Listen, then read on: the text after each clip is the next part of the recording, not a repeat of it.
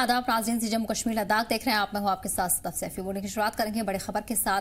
Jammu summer zone के 12वीं के नतीजों का ऐलान किया गया है। बता दें कि जेके स्कूल एजुकेशन बोर्ड ने रिजल्ट जारी कर दिया है। 89% तलबा तालिबात इम्तिहान में पास हुए हैं। साइंस स्ट्रीम में आयुषी शर्मा ने टॉप किया है, वहीं कॉमर्स में मानिक डोगरा ने टॉप किया है। इसके अलावा आर्ट में प्रिंस और रुद्रांश ने टॉप किया है। आयुषी और मोनिका को 99.4% मार्क्स मिले हैं। कॉमर्स में 91% लड़कियां और 81% लड़के कामयाब हुए हैं। मेरिट लिस्ट में सरकारी स्कूल के स्टूडेंट शामिल हैं। 20,011 तलबा तालिबात ने डिस्टिंक्शन हासिल की है। वहीं 39,309 में से 35,299 स्टूडेंट्स पास हुए हैं। तो इस बीच जम्मू से बड़ी खबर आपको बता रही है, जहां तमाम तलबा तालिबात ने इम्तिहान में कामयाबी हासिल की है। जम्मू समर जोन के 12वीं के नतीजों का ऐलान किया गया है। जेके स्कूल एजुकेशन बोर्ड ने रिजल्ट जारी कर दिया है। 89% 80 तलबा तालिबात इम्तिहान में पास हुए हैं। वहीं साइंस स्ट्रीम में आयुषी शर्मा ने टॉप किया है। कॉमर्स में मानिक डोगरा ने टॉप किया है। इसके अलावा आर्ट में प्रिंस और रुद्रांश ने टॉप किया है।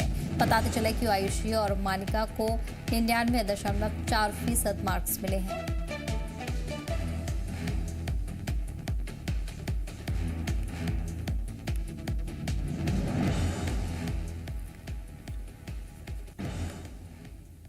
वहीं श्रीनगर में झेलम दरिया में एसडीआरएफ की क्विक रिएक्शन टीम ने सर्च ऑपरेशन फिर से शुरू कर दिया है।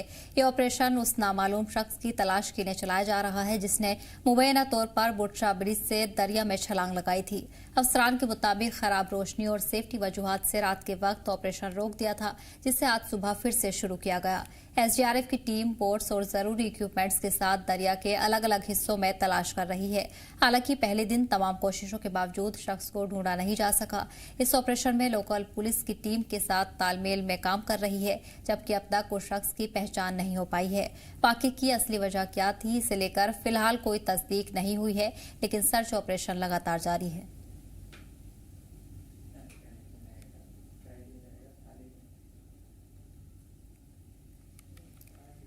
इस बीच आपको बता दें कि झेलम में सर्च ऑपरेशन लगातार जारी है। टीमों को तैनात किया गया है। बुटशा ब्रिज से कूदने का ये मामला पेश आया था, जिसके बाद से ही शख्स को ढूंढने के लिए लगातार सर्च ऑपरेशन चलाए जा रहे हैं। वहीं एसडीआरएफ की टीम मौके पर तैनात है। शख्स की तलाश की जा रही है।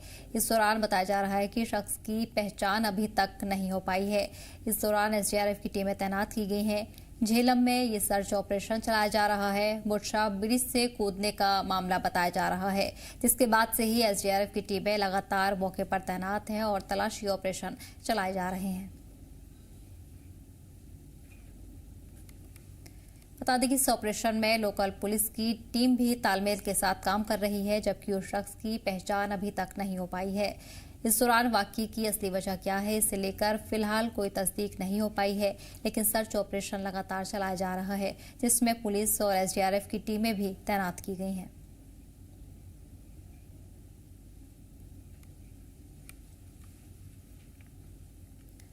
और वहीं एसडीआरएफ की टीम लगातार मौके पर तैनात है। एसडीआरएफ की टीम बोट्स और जरूरी इक्विपमेंट के साथ दरिया के अलग अलग हिस्सों में तलाशी कर रही है। हालांकि पहले दिन तमाम कोशिशों के बावजूद शख्स की पहचान नहीं हो पाई है। लगातार ये सर्च ऑपरेशन चलाया जा रहा है, जिसमें लोकल पुलिस की टीम मौजूद है। एसडीआरएफ की टीमों को भी तैनात किया गया है।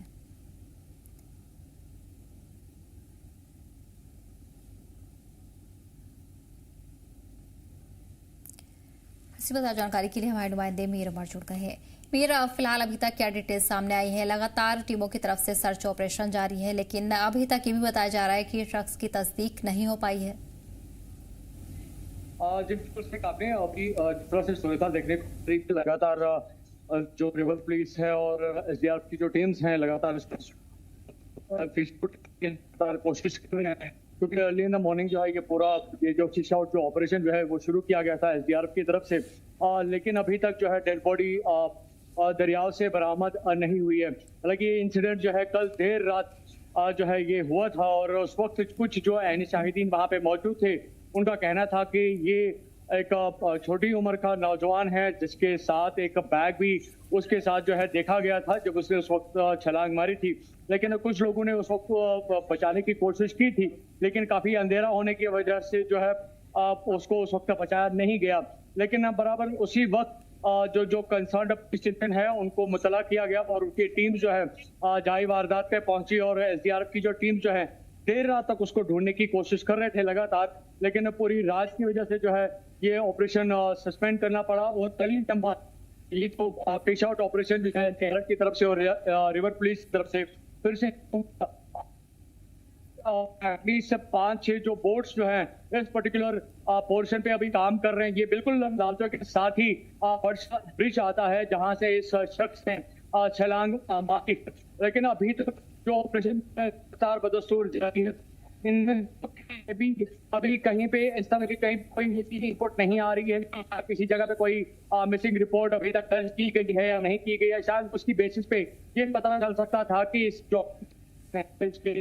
जो लोकेशन जो है वो आइडेंटिफाई की जा सकती थी, लेकिन एज ऑफ नाउ ऑफिशियली बताया जा रहा है कि अभी इस शख्स के बारे में कोई मालूमात हासिल नहीं हो पाई हैं, यानी कि इसका नाम क्या है, इसकी उम्र क्या है या किस एरिया से बिलोंग कर रहा है। वो चीजें भी जो है इन्वेस्टिगेटिव मेथड में जो है वो देखने को मिल रही हैं, लेकिन लगातार कोशिश की जा रही है कि इस शख्स की जो डेड बॉडी जो है उसको दरिया झेलम से फिश आउट किया जाए।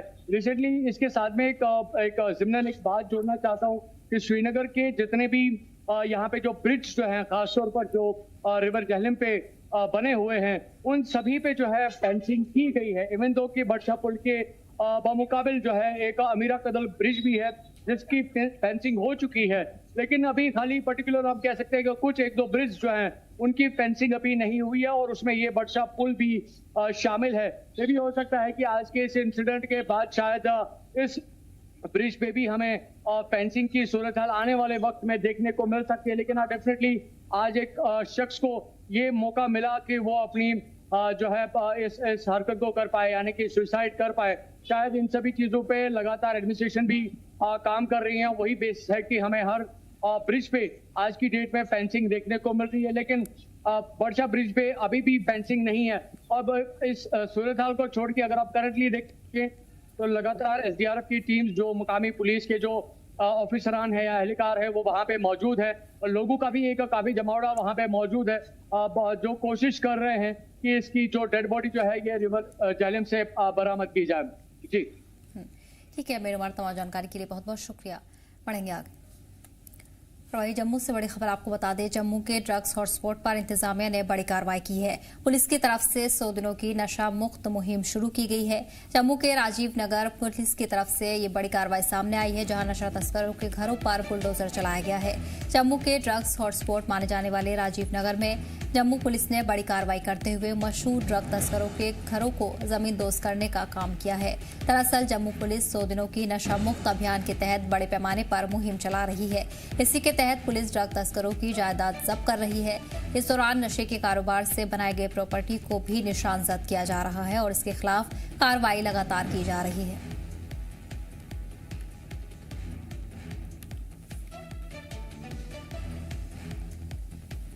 इसी बीच पुलिस की तरफ से बड़ी कार्रवाई देखने को मिली है, जहां नशा के सौदागरों पर ये एक्शन देखा जा रहा है। पुलिस की तरफ से 100 दिनों की मुहिम शुरू की गई है। 100 दिनों की नशा मुक्त अभियान शुरू किया गया है। ऐसे में ड्रग हॉटस्पॉट पर इंतजामिया की कार्रवाई देखने को मिल रही है। जम्मू के राजीव नगर में पुलिस ने इस कार्रवाई को अंजाम दिया है, जहां नशा तस्करों के घरों को जमींदोज किया गया है।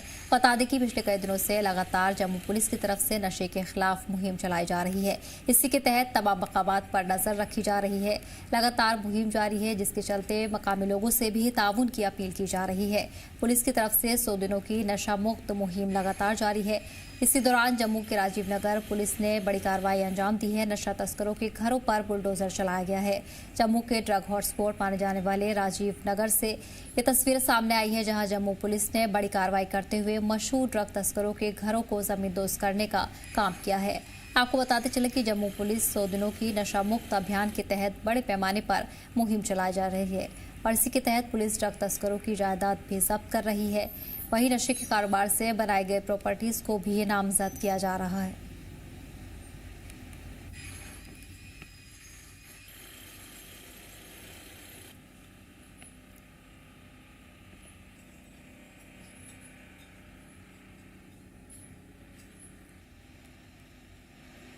इसी वजह जानकारी के साथ हमारे नुमाइंदे ख्वाहिश जुड़ गए हैं। ख्वाहिश लगातार जम्मू में नशे के खिलाफ मुहिम देखने को मिल रही है और अब बड़ी कार्रवाई पुलिस की तरफ से की गई है। क्या कुछ पैगाम दिया गया है और किस तरह के ये मकामात है जहां ये एक्शन लगातार आगे भी देखने को मिलेगा? बिल्कुल, मैं सदैव आपको बता दूं कि जितने भी बड़े ड्रग्स के हॉटस्पॉट एरियाज हैं या फिर जो नशा तस्कर हैं जो कि युवाओं में नशे की खेप को खुलेआम बेचते हैं, उन लोगों की गिरफ्तारियां भी हो रही हैं। साथ में उनके द्वारा उस ड्रग्स की कमाई से बनाई हुई प्रॉपर्टीज को अटैच किया जा रहा है और जो इंफ्रास्ट्रक्चर उनके द्वारा खड़े किए गए हैं उसे डिमोलिश किया जा रहा है। जम्मू के राजीव नगर जो कि हॉटस्पॉट माना जाता है, वहां पर आज जम्मू की जो नरवाल पुलिस थाने के अंतर्गत के पुलिस महकमा है, उनके जवानों ने कई लोगों के घरों पर जो है वहां पर डिमोलिशन ड्राइव चलाई, जहां पर जेसीबी मशीन पहुंची, उसने कई सारी दुकानों के शटर गिरा दिए। वहीं जहां पर जेसीबी नहीं जा पा रही थी, वहां पर ड्रिल मशीन के साथ लोगों के घरों के छतों को जो है वो डिस्ट्रॉय किया गया, वो साफ तौर पे नजर भी आ रहा है। ओवरऑल जिस तरह से 100 दिन का नशा मुक्त अभियान पूरे जम्मू कश्मीर में चल रहा है इस समय, तो उसको देखते हुए बड़े ड्रग पैडलर जो है उनकी प्रॉपर्टीज को अटैच भी किया जा रहा है। साथ ही साथ आपको मैं बता दूं कि उनके द्वारा बनाई गई प्रॉपर्टीज जो है उसे डिसमेंटल भी किया जा रहा है। इससे पहले भी चाहे वो बेली चराना का इलाका हो या फिर बलोल खड्ड का इलाका हो, कई इलाकों में जो है इस तरह की ड्राइव चल चुकी हैं और साफ तौर पर पुलिस ये ड्राइव लगातार आगे भी चलाती रहेगी कि उन ड्रग्स तस्करों को एक सीधा संदेश है जो अभी भी कहीं ना कहीं पुलिस की गिरफ्त से दूर है। साफ तौर पे यही कहा जा रहा है कि उनकी प्रॉपर्टीज को जो है वो अटैच किया जाएगा, डिमोलिश किया जाएगा और एक सीधा सीधा संदेश है कि अगर आप नशा तस्करी करेंगे तो आपकी किसी भी तरह की संपत्ति नहीं रहने दी जाएगी। बाकायदा उनके जो बैंक खाते हैं उन्हें भी फ्रीज किया जाएगा और उनके डॉक्यूमेंट भी जो है वो अनरजिस्टर्ड किए जाएंगे, यानी कि ना वो नागरिक रहेंगे, ना वो बैंक खाते इस्तेमाल कर पाएंगे, ना उनके घर जायदाद रहेगी। तो साफ तौर पर उनको नशा जो है इस पूरे व्यापार को छोड़ना होगा और साफ तौर पर अगर वो ऐसा नहीं करते हैं तो ऐसी कार्रवाई के तहत उन पर जो है उनकी प्रॉपर्टीज पर अटैच होगी और उनके दस्तावेज भी जो है वो कैंसिल किए जाएंगे और बाकायदा उनकी जो इमारतें उन्होंने खड़ी की हैं ड्रग्स से कमाए हुए पैसे से, तो उसे भी तोड़ा जाएगा। जी ख्वाहिश, पिछले कई दिनों से ये मुहिम लगातार जारी है। नशे के खिलाफ तमाम प्रोग्राम पुलिस की तरफ से चलाए जा रहे हैं। क्या इस अभियान को आगे बढ़ाया जाएगा? वहीं अगर मकामी लोगों की बात करें तो कितना ताउन उनकी तरफ से देखने को मिल रहा है? देखिए, साफ तौर पर लोग काफी खुश हैं क्योंकि जम्मू लगातार नशे की तस्करी या फिर नशे में युवा जो हैं वो लिप्त नजर आ रहे थे। ऐसे में लोगों का साफ तौर पे कहना था कई सारे युवाओं की मौतें हो गई और ड्रग्स तस्कर थे वो बेखौफ होकर ड्रग्स सप्लाई भी कर रहे थे और पाकिस्तान से ड्रग्स मंगा करके जम्मू कश्मीर के युवाओं में वो उनको उसकी लत भी लगा रहे थे। तो ऐसे में उपराज्यपाल मनोज सिन्हा ने ये पहल शुरू की, 100 दिन का नशा मुक्त अभियान जो है शुरू किया है और पुलिस को खुली छूट दे दी है कि ड्रग्स पैडलर्स को गिरफ्तार भी किया जाए, साथ ही साथ उनकी प्रॉपर्टीज को अटैच किया जाए, साफ तौर पर उनका नामो निशान मिटा दिया जाए। जो भी ड्रग्स में मुलव्विस पाया जाएगा उसे बिल्कुल भी उसको चैन से रहने नहीं दिया जाएगा और साफ तौर पर यह कार्रवाई जारी रहेगी। और अब ये अगर 2 दिन के अंदर यहाँ पर जो टारगेट है पुलिस का वो कंप्लीट नहीं होता है तो इसे और आगे बढ़ाया जाएगा और आगे भी ये कार्यक्रम जो है वो जो ये अभियान है वो जारी रहेगा। जी सदा ठीक है ख्वाहिश, तमाम जानकारी के लिए बहुत बहुत शुक्रिया। बढ़ेंगे आगे। लंबे इंतजार के बाद आखिरकार कठुआ नहर में आज पानी छोड़ दिया गया है। चुकंदर हेड पर अफसरान ने पूजा अर्चना के बाद इस अमल की शुरुआत की और मौके पर प्रसाद भी तकसीम किया गया। करीब 99 दिनों के बाद पंजाब के रावी दरिया का पानी इस अहम नहर में पहुंचा है, जिससे इलाके के किसानों को बड़ी राहत मिली है। अब किसान अपनी अगली फसल की तैयारी शुरू कर सकेंगे। बता दें कि सिंचाई और बाढ़ कंट्रोल महकमे ने सुपरिटेंडेंट इंजीनियर संजय कुमार ने बताया कि 15 फरवरी को नहर बंद की गई थी और अब सफाई और मरम्मत का काम मुकम्मल होने के बाद पानी छोड़ा गया है। उन्होंने कहा कि फिलहाल करीब 200 क्यूसेक पानी मिलने की उम्मीद है, जबकि 300 क्यूसेक की मांग की गई है। इस नहर का पानी हीरानगर, कठुआ, चढ़वाल इलाकों के लिए बेहद अहम है और इससे उनकी लाइफलाइन माना जाता है। नहर में पानी पीने से जहां सिंचाई बेहतर होगी, वहीं वाटर लेवल बढ़ने और हैंडपंप के बेहतर काम करने की भी उम्मीद जताई जा रही है। आज जैसे पुरानी रीत है, पूजा अर्चना करके हम पानी छोड़ते हैं ताकि पूरा सिस्टम आगे ठीक रहे। लास्ट टाइम हमें फ्लड्स में बड़ी प्रॉब्लम आई है, तो बाकी पूजा की है, भगवान की दया से ठीक चलना चाहिए। बाकी लोगों से अपील है कि जो गंद डालते हैं अपना ये लिफाफे, ये साथ वाले दुकानें जो हैं जो रिवर वो व्यू वाली हैं वो है, और भी लोग डाल देते हैं, आते जाते लिफाफे लाते हैं घर से फेंक देते हैं, वो ना करें। आपकी नहर ये कनाल है, इसको साफ रखें। पर सफाई तो हमने जो डिसिल्टिंग है पूरी कराई है, फर्स्ट क्लास कराई है, ऐसी बात ही कोई नहीं है, ना कुछ शिकायत है ना कुछ है। बाकी ये जो पानी छोड़ा हमने इसको हम स्केप में अभी फेंक देंगे। जो भी छोटा मोटा कूड़ा दिखाई दे रहा है ना आपको सारा, ये आगे D5 के पास हमारा स्केप है, ये सारा पानी हम उसके उधर वेस्ट जाएगा। फिर उसके बाद जो समझो कि शाम तक ये पानी ज़रा साफ़ हो जाएगा, फिर हम सप्लाई लोगों को देने के लायक है। लेकिन अभी हमारे पास डिमांड कोई नहीं है, अभी कोई डिमांड नहीं है, लेकिन हमने फिर भी पहले ही एहतियातन की इसको खोल दिया पहले ही, कि ताकि लोगों को परेशानी कोई ना हो। कितने इलाके को जो है सिंचाई करेगा? ये हमारा कोई 8,000 के करीब हेक्टेयर है, 8,300 के करीब हेक्टेयर हमारा एरिया, जिसको ये पानी मिलेगा लोगों को। बाकी ये सारी भगवान की कृपा की हम चाहते हैं बस ठीक ठाक रहे। लास्ट टाइम थोड़ा सा हमारा बारिशों में थोड़ी सी नहर को नुकसान भी हो गया था, इस साल हम चाहते हैं कि सब कुछ स्मूथ रहे, सब कुछ ठीक ठाक रहे। वहीं महकमा मौसमियात श्रीनगर के मुताबिक अप्रैल के आखिर तक कोई बड़ी मौसमी तब्दीली नहीं देखी जाएगी। सिर्फ कुछ दिनों में हल्की बारिश और गरज चमक के आसार हैं। 22 और 23 अप्रैल को ज्यादातर इलाकों में मौसम सूखा रहेगा। हालांकि दोपहर के बाद कहीं कहीं हल्की बारिश हो सकती है। वहीं 24 और 25 अप्रैल को आसमान आमतौर पर बादलों से घिरा रहेगा और कुछ जगहों पर हल्की बारिश और तेज हवाएं चल सकती हैं। 26 अप्रैल को भी मौसम आमतौर पर सूखा रहेगा, जबकि 27 और 28 अप्रैल को पूरी तरह ड्राई रहने का अंदेशा है। 29 और 30 अप्रैल के साथ साथ 1 और 2 मई को भी कुछ इलाकों में हल्की बारिश और गरज चमक देखने को मिल सकती है।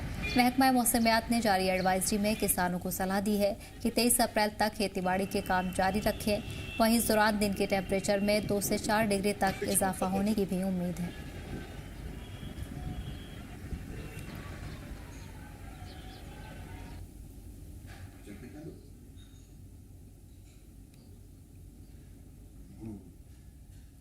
वुलर झील एशिया की सबसे बड़ी ताजे पानी की झील का हाल ही में दौरा किया गया। इस दौरे में कश्मीर के chief conservator of forest and Wular conservation and management authority के चीफ एग्जीक्यूटिव ऑफिसर इरफान रसूल वानी, वुलर कोऑर्डिनेटर अल्ताफ हुसैन के साथ मौजूद रहे। दौरे का मेन मकसद झील पर चल रही इको टूरिज्म पहलों और माहौलियाती बहाली के कामों का जायजा लेना था। साथ ही सयाहत के लिए बनाए जा रहे ढांचे और झील के नाजुक माहौलियात के तहफ़्फ़ुज़ की कोशिश का जायजा लिया गया। वहीं इरफान रसूल वानी ने मीडिया से बात करते हुए बताया कि वुकमा के तहत कई डेवलपमेंट और कंजर्वेशन वर्क चल रहे हैं। फिलहाल मेन तवज्जो खासकर टूरिज्म डेवलपमेंट पर है। टेंडर पहले ही जारी किए जा चुके हैं और कई जगहों पर काम भी तेजी से चल रहा है। इन प्रोजेक्ट का मकसद वुलर झील के आसपास टिकाऊ और जिम्मेदार टूरिज्म को बढ़ावा देना है।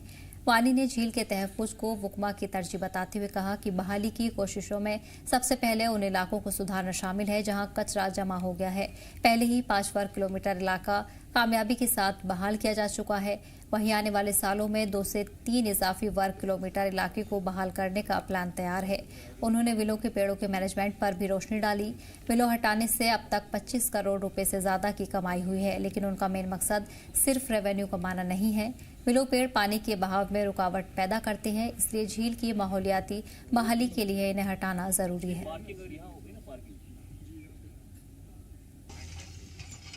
भी जो हमारा है मेन काम इसमें इको टूरिज्म डेवलपमेंट का चल रहा है। इसके हमारे टेंडर्स इन प्लेस हैं और हर जगह हमारे काम अभी चल रहे हैं। तो हमारी कोशिश है कि इस साल हम ये सारे काम कंप्लीट करेंगे। इसमें हम इको टूरिज्म पार्क्स बना रहे हैं, वॉकवेज बना रहे हैं, तो वो हम कंप्लीट करेंगे इस साल। साथ में जो हमारा फोकस रहता है हमेशा वुलर लेक को लेके, वो है इसकी कंजर्वेशन में है। पहले इसका जो क्रिटिकली सिल्ट एरिया है उसको ठीक करना, उसको रेस्टोर करना है। श्रीनगर वेटरनल हेल्थ केयर के सेक्टर सी सेक्शन की रिपोर्ट तशवीशनाक हद तक बढ़ गई है। डॉक्टरों ने बताया है कि अब ज्यादातर डिलीवरी सीजेरियन तरीके से हो रही हैं। डिलीवरी में सी सेक्शन की तादाद बहुत बढ़ गई है। डॉक्टर मुजफ्फर के मुताबिक अब तकरीबन 40 से 70% बच्चों की पैदाइश जन्म सी सेक्शन के जरिए हुए हैं, जबकि सिर्फ 30% डिलीवरी नॉर्मल तरीके से होते हैं। हर साल तकरीबन 20,000 डिलीवरी में से करीब 14,000 सर्जिकल तरीके से होती हैं। सरकारी स्कीम जैसे mother and child protection programme और आयुष्मान भारत के बावजूद ख्वातीन सर्जिकल जन्म की तरफ बढ़ रही हैं। इसकी वजह यह है कि लोग मानते हैं कि सी सेक्शन में दर्द कम होता है, लेकिन डॉक्टर कहते हैं कि नॉर्मल डिलीवरी ज़्यादा महफूज है। इससे बच्चे की हेल्थ अच्छी रहती है, माँ जल्द ठीक हो जाती है, अस्पताल के कम वक्त रहना पड़ता है और फीडिंग जल्दी शुरू हो जाती है। वहीं डॉक्टर लोगों से अपील कर रहे हैं कि वो नॉर्मल डिलीवरी को तरजीह दें और सी सेक्शन पर ज़्यादा मुनहसर न हों।